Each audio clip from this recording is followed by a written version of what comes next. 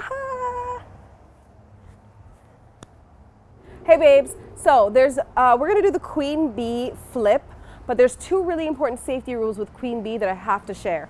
One is whenever you go upside down, and I'll show you it really quick, you step into your fabric, bring your shoulders through. When you go upside down, if you wanted to go fancy without holding on, always keep your knees open. If you bring your knees together, you're gonna flip through the middle and you can land on the floor. I've seen it happen before.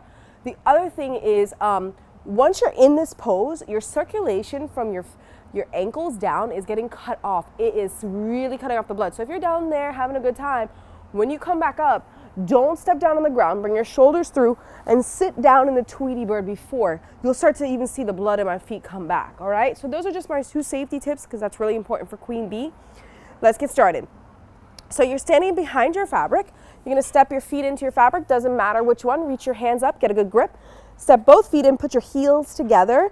If your knees feel funky, it's because maybe one set of toes are far forward than the other. Bring both feet to match properly.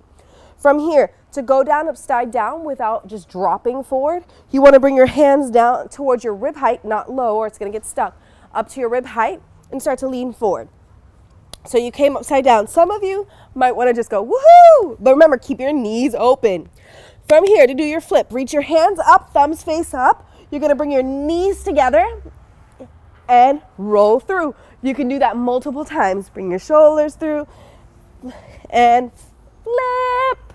All right? So have fun with that. Just always remember to come out, take a little seat in Tweety Bird, let that blood come back. Have fun, queen bee flip. Check out our aerial yoga app for more free advanced poses and also classes. Thanks.